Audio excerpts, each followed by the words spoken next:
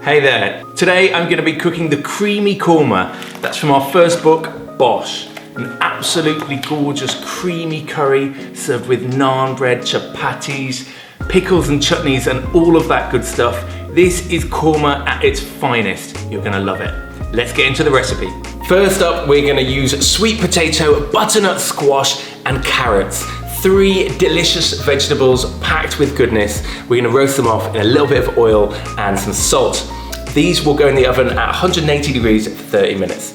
Now we'll get our spices ready. Some cloves, poppy seeds and cardamom pods. Toast them on a hot pan, first of all, to release those flavors and just get the flavors, reawaken those spices. And then we'll add some oil and some white onions, cashew nuts, almonds, and a couple of bay leaves. That is going to form the basis of our curry.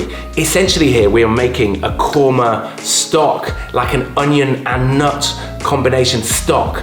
Gonna be delicious, but not without the chilies, garlic, ginger, nutmeg and turmeric. So make sure you get those bad boys in too. Now let this cook, let this soften. You really want those onions to caramelize.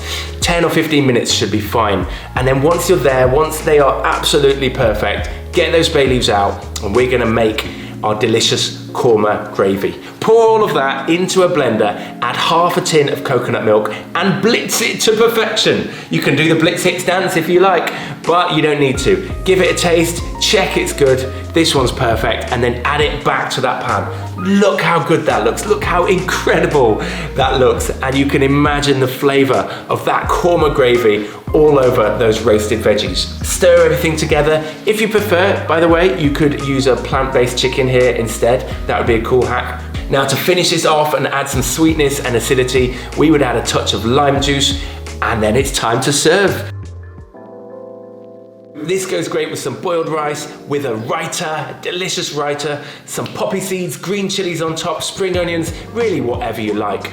Serve with some pickles and some naan bread, whatever, and you're in for a treat. Look how good that looks.